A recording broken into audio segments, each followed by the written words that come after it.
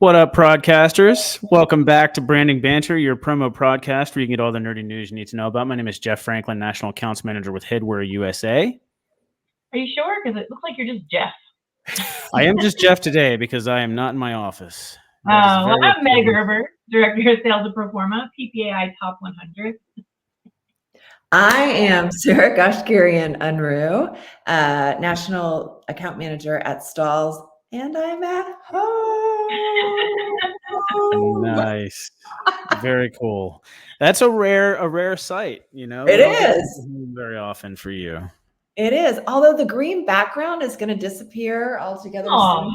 We sold our house and then we'll be moving. So it'll be like a whole new, Oh, that green wall, I'm sure, served some pretty good purposes for some chroma keying when you were, using the green screen for the background. There you go. There you go. Over the last couple of years, COVID and all, didn't work. All right. Well, anyhow, we've got a fun and exciting episode for you guys today. We are going to talk about company stores, right? Is that what we're titling this episode? Yeah. I think so. Company stores. What do you refer? I mean, you call them company stores. Meg, what do you call them? We call them pro stores at where I come from. Okay. But at the end of the day, they're all, e-commerce platforms or stores. And I think we've seen the biggest rise in them since COVID, right? So I think when and I think it's just about time to talk about it. I have these conversations probably almost every single day with all the franchise owners, the salespeople, their CSRs. We're not building them out. We're talking about products to go in them, best practices. So I think this is going to be a really good episode because it's not just the Proforma family, right? I know, Sarah, in your new role is probably like half of your conversation. And you actually brought it out there. No, it's been a conversation for a long time. It's funny because online stores have been around for a long time, right? And a lot of us knew even about Shopify or Etsy whenever you think about like online stores platform from a retail perspective. But internal, they kind of all of a sudden, I feel like, to your point, Meg, made this like surge in 2020. People needed a way in order to sell their goods to customers and have that be that they wanted to ship to their home or, ship to a different location or send a gift. But online stores have increased tremendously. So many different platforms out there. So you've got Go ahead.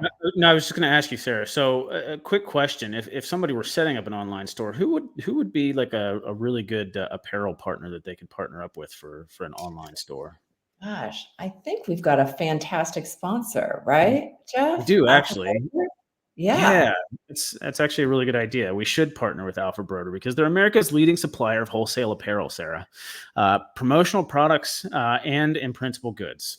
So Alpha Broder's products build brands, they champion causes, they acknowledge achievements, and offer limitless solutions. They carry more than 6,500 styles from over 60 brands of classic and trending products like wholesale t-shirts, fleece, drinkware, bags, journals, and more. Alpha Broder is empowering their customers to brand the world through market-leading service, products, and promotions. So be sure to check them out at alphabroder.com. And definitely use their products for your company stores. That one totally flew right over my head too. I was like, wait, what is he talking about? I'm glad Sarah was paying attention. Yeah, I picked it up as soon as you put it down. I was like, all right, I got this. I'm good. Here we go. I think I was thrown off because I wasn't being timed. So I think that's where it all came from. Yeah. The confusion.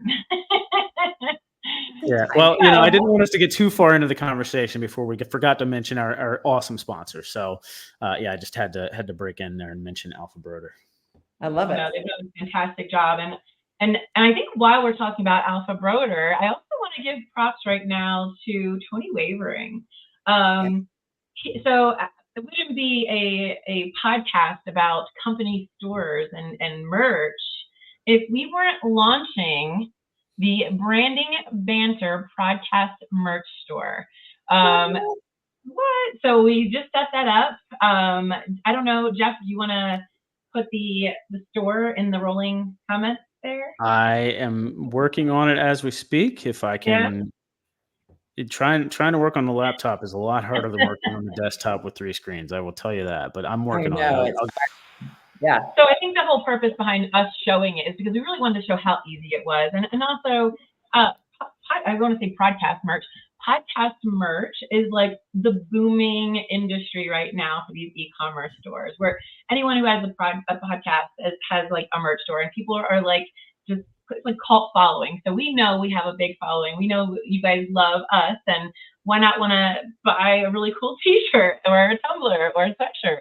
So yeah, we're launching that today. That will be live, and you can definitely support the show by buying one of the t-shirts. So Sarah, so let's talk about it. I know you've been working with Tony to build this out. Yes. First off, let's talk about, I always like to hear about the challenges first, right? Because I think that's something that everyone needs to be aware of when you're building out an e-commerce store of your own, depending on what platform you use. What are some of the biggest challenges you came across right away when you were working this through, when you were working through it? So good question. I feel like I know a lot, right? Just historically about online stores.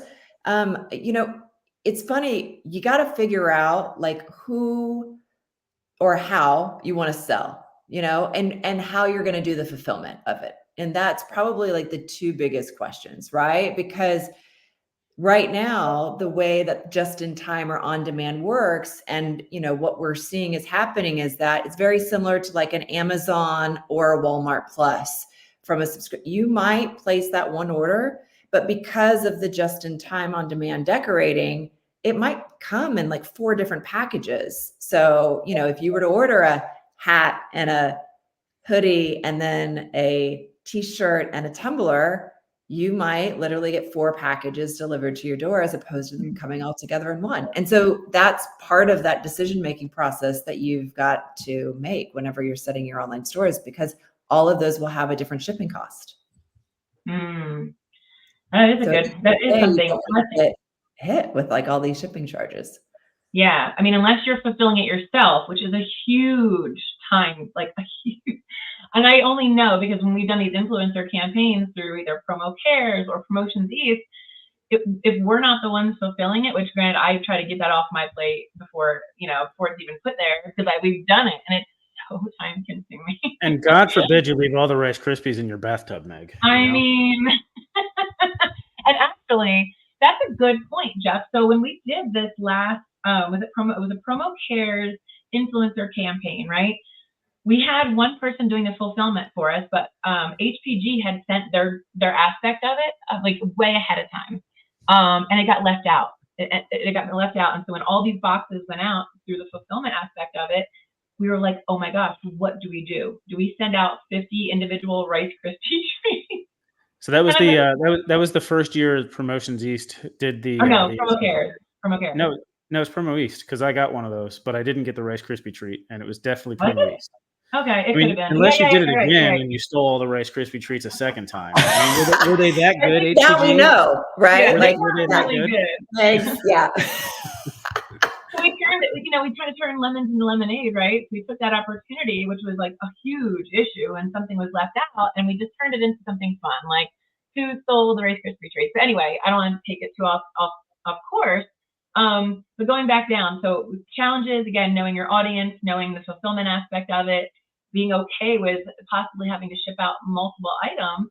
What about the product?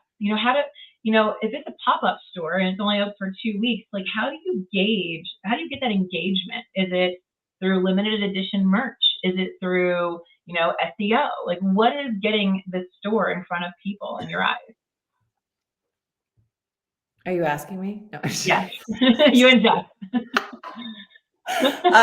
It's funny. I think my kids, and I think we talked about this a little bit when we were talking about like TikTok influencers, or and we were talking about the guys here in Dallas, and I just went blank on what their name is. But they, have done campaigns, right, of like have it be text messaging or have it be social media. And I think there's big social media pushes of like drops of merch that's only available, special edition, 24 hours, here you go, and then send it out the door. But the key, I think, Meg, and irregardless of which way you do it, you got to market it, right? If you're not talking about it, people don't know it exists.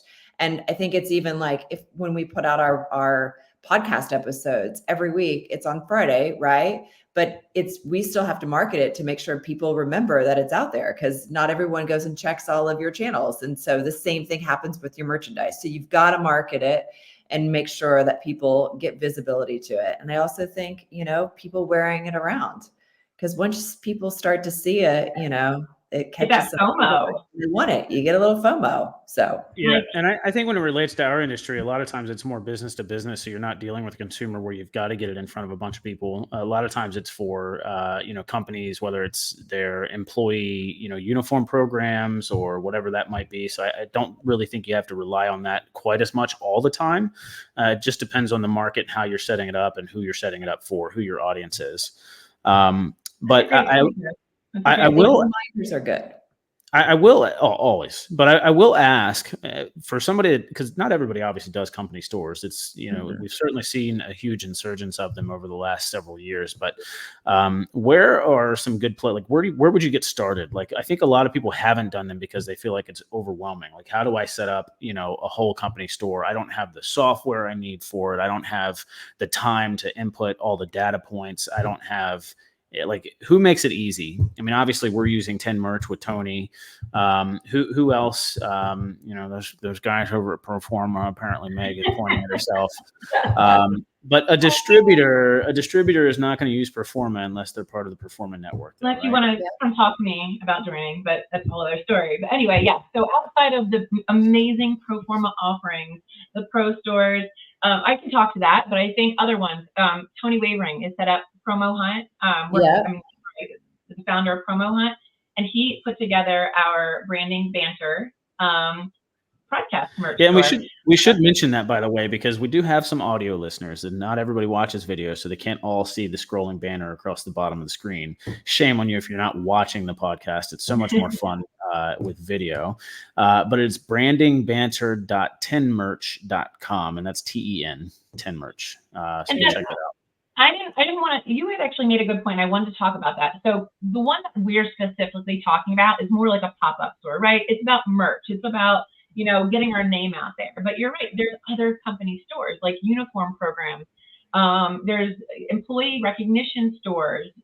Maybe there's so many different opportunities. So it's not just about marketing it, because it could be an internal store. So if I'm a business and I want, Sally Joe and HR to be able to order all the pens and lanyards, like, I'm going to put them up on a store for her. It's not necessarily marketing it, but it's making sure that the processes are set up. The right people are going to be getting the product. Am I doing on demand? Is it one? Is it bulk? There's a lot of different questions you need to ask yourself when you're setting that up. And not only, like, what is the right store for you? Is it going to be a 2-week limited edition pop-up store? Are you looking for something that has an upgraded look and feel, and that you need, maybe it's a school spirit wear or a sports team or an employee merch store, or maybe it's something that it's a little bit more enterprise level, right? You need videos, you need variable data, maybe there's business cards, fulfillment, onboarding, gifts, kits. There's different types of stores. So I think when you're looking to do the store, who is your audience?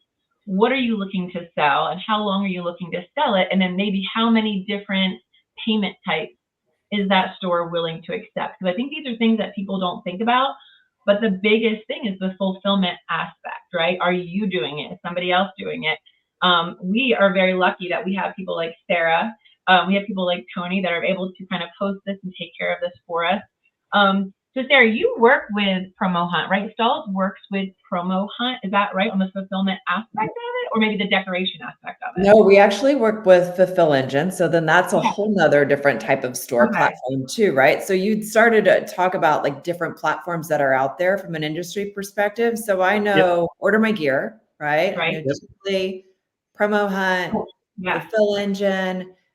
Splash Brands is another company that's doing on-demand type of decorating fulfillment, but also helping stand up online stores too for consumers. I know Proforma has got their own platform. I know of Commercio, right? Like, that's another one. So I feel like that's a lot. Yeah. Sage, I think Sage actually offers. Sage has stores. Well, right? Sage stores. Yeah, as well. Common You're right. Q, does Common Q have a store? I feel like they have a store. I know I bought a Common SKU sweatshirt, but that was for Common SKU University. So maybe that was like a pop-up shop that they had way back when. Yeah. But Yeah. I'm my not daughter sure. stole that shirt from me. I was really upset because it was my favorite hoodie. But you nailed it though, Meg. It's like, how do you want, right? Like at the end of the day, what's your end result that you need from a customer, and what's the functionality that your client is looking for? Because that payment type is a lot of what a lot of times drives the decision to what platform that you're going to use. Have it be that you're going to accept credit cards if you're wanting it to be a point redemption type store, if they're looking to do a punch out, like all of those variables are really important, because at the end of the day, I think standing up a store is super, super easy, but the fulfillment and accepting payments is really where the hard is. So that's why I think those questions are important to make sure that you ask your customers up front as to what it is, like, how are we going to fulfill this? Another question. Yeah, I think that really just depends on I think the volume of stuff that's coming through, and your internal capabilities as well. I mean, I think the actual fulfillment of the order, especially if it's already if it's already printed and it's just pulling it and creating the shipping label, I don't think it's too challenging. But of course, if you're getting, if you're Dunkin' Donuts and you're doing your Dunkin' Bros full tracksuit, and you're getting sold out in 90 seconds or whatever the number was, then you might have a hard time fulfilling that one. But if the stuff's already printed and you're just pulling it, I don't think it's that terrible. So again, I mean, all things and all different aspects to consider when you're talking about or considering doing company stores, which kind of what you guys already hit on. One other thing that we talked about pre-show, Sarah, was the gaps in technology. Am I right? Like when you were building the store, you and Tony were having a conversation about the technology gaps. And like, do you want to address some of those? I think it's super valuable information that, again, people that don't do these don't think about. Yeah, I think we kind of started talking about it a little bit of like when it really comes to the fulfillment, because if you think about it, we've got, let's say, 5 different items on a store. Well, we are utilizing 3 different suppliers for those items. And so if we were to have somebody order those from those 3 different suppliers of where we're looking to fulfill, we've got shipping from each of the individual ones because we're not looking to do inventory, right? So like, it would be great for, this unicorn platform to exist out there that fulfills not only the payment needs, but then the fulfillment needs to not have to inventory. And I think at the end of the day, there's been so many people who have stood up online stores in the past that end up with so much merchandise sitting on the store because a company changes their branding standards. And now what do they do with all this merchandise that's just sitting there? So inventory is something of the past. And so it's really like more of like, how do we get closer to close the gaps from a just-in-time, on-demand, but also service a variety of goods. Well, and I think that's where some people have actually even adopted sort of like a pre-order model, where you basically, you put something limited run out there and you sell it, and then you have to fulfill the whole order all at once, which makes it, not so cost prohibitive. Because I know that's the hard part about doing, one-offs and things like that, is then it just gets really expensive, so you've got to figure out how to balance that, so. How do you price it, right? Like if you think that this sweatshirt's going to be, super popular, but to your point, you sold 1. How do you, what do you do? Do you fill it? Do you cancel the order? So those are all important things to think about when you set up your stores. Yeah. Yeah. And I know we're about to end, so I just want to, last thing I want to do is just talk about I want to give 3 key takeaways, right, for best practices. Sorry, I was trying to get my thoughts together. And I think these are some other things that, we think about and we don't think about. Number 1, user-friendly design and navigation, right? So if you have a company store, make it easy. Because if people have to click all over the place, by the time they get to that shopping cart, they're just going to give up, right? So make sure that you have intuitive navigation. You're optimized for mobile, right? A lot of people do shopping on their phones. A lot of people. And like you guys said, efficient order fulfillment and integration, that has to be key. You have to have that figured out. And the last but not least, and I know we touched on it, is marketing and customer engagement. If you're not using social media, make sure you have your SEO and your content marketing up to speed. You're getting it out there. And also ask for customer feedback and reviews. It's not a bad idea to have that information up on your company store, So you're providing that that level of trust. It's not just somebody who, unless they're like us and everybody knows us, we're the trustworthy podcasters in the industry. You want to make sure you have that level of transparency so that people can trust you more. That's it. There's my 3 takeaways. No, I love it, because I think even internally, you got to remind people, right? Like, how often, do you go through something and you read it and then you forget to do whatever, the task is at hand? So even on internal stores, you got to remind people to go in and place their orders because they forget. You know what else people forget, Sarah? To put their names out there, Jeff. Yes, they forget that as well. But you know what? They also forget that when they're looking for a great apparel partner to work with, Alpha Broder is just a shout away. And look, they're America's leading supplier of wholesale apparel, promotional products, and imprintable goods. Alpha Broder products build brands, champion causes, acknowledge achievements, and offer limitless solutions. They carry more than 6,500 styles, for crying out loud. You need a company store, just use the 6,500 styles. From over 60 brands of classic and trending products like wholesale t-shirts, fleece, drinkware, bags, journals, and more, Alpha Broder is empowering their customers to brand the world through market-leading service, products, and solutions. So be sure to check them out at alphabroder.com. And for goodness sakes, use the 6,500 styles that they've got on their site. What else? Anything? Are we good? That's it. Also, last thing, the first 5 people that comment on this podcast and tell us how excited they are to get a t-shirt, we will send you a Branding Banter podcaster t-shirt. And that's coming out of Meg's paycheck. It is. All right. Awesome. Well, make sure you guys do that. Comment below. Let us know you want a t-shirt, and we'll make sure that happens. All right, guys. Until next time, take it easy.